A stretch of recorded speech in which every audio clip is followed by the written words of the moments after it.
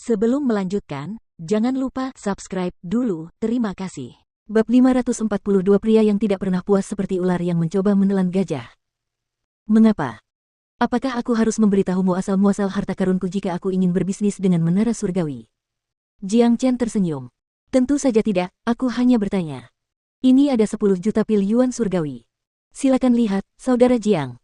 Sambil berkata demikian, manajer agung melambaikan tangannya dan mengeluarkan sebuah cincin penyimpanan, lalu menyerahkannya kepada Jiang Chen.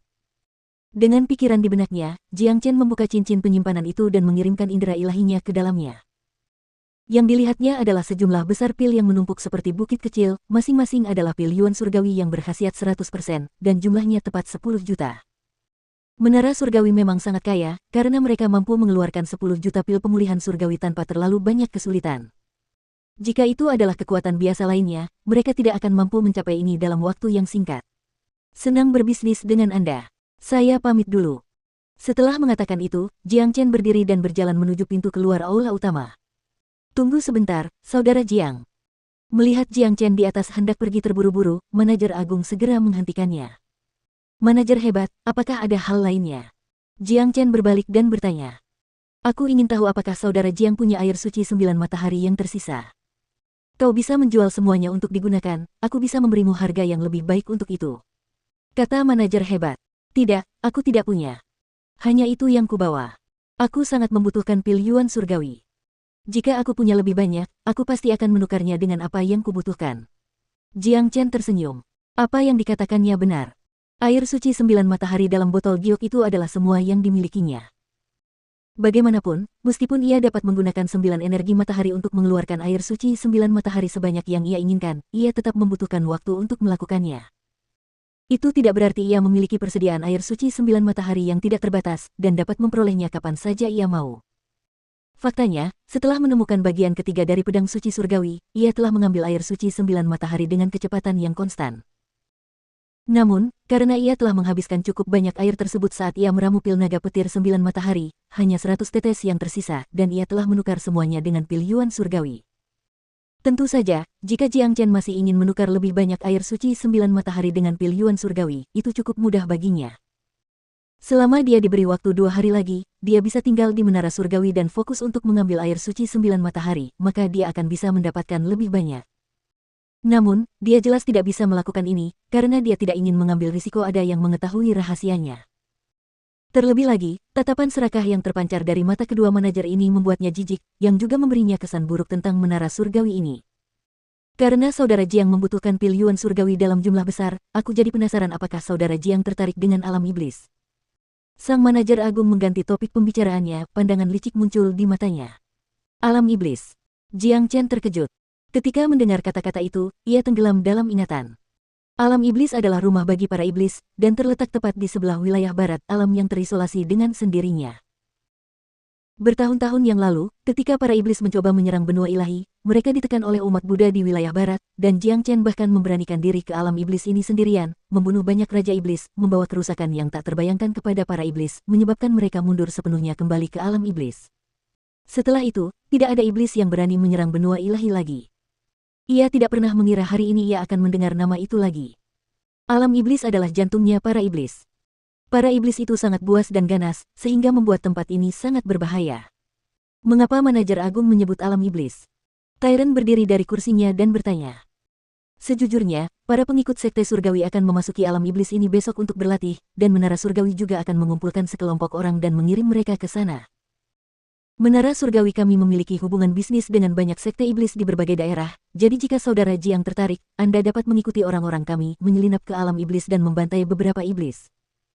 Anda kemudian dapat menjual jiwa iblis yang telah Anda temukan kepada kami, yang akan kami beli dari Anda dengan pil yuan surgawi. Kami pasti akan memberi Anda harga yang bagus. TL, manusia yang mengolah seni iblis memiliki inti iblis Mo dan sedangkan iblis sejati memiliki jiwa iblis Mo Ling. Kata manajer hebat. Mata Jiang Chen berbinar saat mendengar ini. Dia adalah pria yang menyukai tantangan, dan tidak ada tempat di dunia ini yang tidak berani dia kunjungi. Chen kecil, orang tua ini berkata jujur. Menara surgawi memiliki banyak bisnis, dan bisnisnya melampaui batas wilayah barat. Meskipun sekte surgawi tidak dapat dibandingkan dengan kuil Leyin Agung, mereka juga merupakan salah satu negara adik kuasa di wilayah barat. Sangat umum bagi para jenius dan kultivator wilayah barat untuk berlatih di alam iblis, membantai beberapa iblis dan menjual jiwa iblis mereka untuk ditukar dengan pil dan harta yang mereka butuhkan. Mengenai jiwa iblis tersebut, menara surgawi akan menjualnya kepada kultivator jalur iblis di wilayah utama lainnya dengan harga tinggi. Di benua ilahi, ada banyak negara adik kuasa yang terdiri dari kultivator jalur iblis, dan mereka ada di hampir setiap wilayah utama. Misalnya, Istana Iblis Surgawi, meskipun bukan negara adik kuasa, mereka ada di Provinsi Liang. Wilayah barat adalah satu-satunya wilayah tanpa kekuatan iblis, karena tidak ada kultivator iblis yang berani berlatih di wilayah barat. Tanah ini adalah tanah terlarang agama Buddha, tempat yang ditakuti oleh semua kultivator iblis. Oleh karena itu, untuk membeli jiwa iblis, klan iblis dan pembudidaya iblis tersebut harus menjalin hubungan bisnis dengan konglomerat di wilayah barat. Tyron menjelaskan kepada Jiang Chen melalui indera ilahinya. Sebenarnya, Jiang Chen sudah lama mengetahui hal ini. Jiwa iblis tidak berguna bagi para kultivator biasa. Paling-paling, mereka digunakan untuk membuat senjata tempur. Namun, bagi para kultivator jalur iblis, mereka membawa manfaat yang signifikan. Oleh karena itu, wajar saja jika menara surgawi memiliki hubungan dengan klan iblis. Sementara itu, alam iblis adalah tempat yang sempurna untuk pelatihan. Di wilayah barat, dari waktu ke waktu, para pengikut kekuatan besar atau kultivator biasa akan berkumpul dan menjelajah ke alam iblis dan menempa diri mereka dengan membantai para iblis. Mengenai situasi ini, Kuil Lei Yin Agung bersikap ramah. Bahkan para pengikut Kuil Lei Yin Agung akan mengunjungi alam iblis secara teratur. Bagaimanapun, iblis adalah musuh alami umat manusia. Saudara Jiang, mohon pertimbangkan saran saya dengan saksama. Menyadari Jiang Chen menunjukkan ketertarikan, sang manajer agung mencoba menyemangatinya lagi. Karena memang begitu, aku tidak keberatan mengunjungi alam iblis. Jiang Chen menganggukkan kepalanya, menyetujui saran itu. Bahkan jika dia kembali ke Provinsi Liang sekarang, dengan kekuatannya saat ini, tidak mungkin dia bisa melawan 4 kekuatan utama. Jadi, mengunjungi alam iblis adalah pilihan yang cukup bagus. Selain itu, Jiang Chen juga punya rencananya sendiri. Sangat mungkin dia bisa menerobos ke alam Raja Tempur kelas 5 di alam iblis. Begitu dia memiliki fondasi yang lebih kuat, dia akan membawa badai yang luar biasa ke Provinsi Liang. Tidak hanya itu, dia juga tertarik pada jiwa iblis. Tentu saja, dia tidak akan menukar jiwa iblis dengan menara surgawi, akan lebih baik jika dia bisa menemukan klan iblis itu dan berbisnis dengan mereka secara langsung. Mungkin dia bisa menggunakan istana iblis surgawi setelah kembali ke Provinsi Liang. Baiklah. Liu Hong, segera siapkan kamar tamu mewah untuk saudara Jiang. Besok dia akan memasuki alam iblis bersama murid-murid sekte surgawi. Manajer agung senang, dan segera memerintahkan Liu Hong. Namun, Liu Hong merasa bingung mengenai perkembangan ini, karena dia tidak tahu mengapa manajer agung tiba-tiba menjadi begitu bahagia. Jiang Chen tidak memiliki air suci 9 matahari lagi, jadi manajer agung tidak perlu memperlakukannya seperti ini. Bahkan jika menara surgawi membutuhkan banyak jiwa iblis, menerima bantuan Jiang Chen tidak berarti mereka akan mendapatkan banyak dari mereka. Berapa banyak iblis yang bisa dibunuh oleh Raja Tempur kelas 4? Apalagi jiwa iblis tingkat tinggi itu. Yang bisa dilakukan Liu Hong hanyalah menuruti kata-kata manajer agung. Ia memberi isyarat menyambut dan berkata, silakan lewat sini, Tuan Muda Jiang. Dalam. Jiang Chen menganggukkan kepalanya dan meninggalkan aula utama. Manajer, hari ini cuacanya cerah dan suasananya menyenangkan. Mengapa Anda tidak mencari seorang gadis untuk berdiskusi tentang kehidupan dengan biksu ini? Kata Tiran kepada Liu Hong. Sebelum dia sempat menyelesaikan ucapannya, Jiang Chen dan Tan Lang langsung menghilang dari pandangannya, buru-buru menjauhkan diri dari biksu ini. Tenang saja, Guru Besar, saya jamin Anda akan puas dengan pengaturan saya. Liu Hong terkekeh, menunjukkan ekspresi pengertian. Setelah Jiang Chen dan teman-temannya pergi, wajah manajer agung langsung berubah. Meskipun senyum masih ada di wajahnya, sekarang senyumnya menjadi senyum yang menyeramkan. Penatua Agung, aku yakin orang itu punya air suci 9 matahari ekstra. Dia masih muda, jadi mengapa dia punya begitu banyak air suci 9 matahari?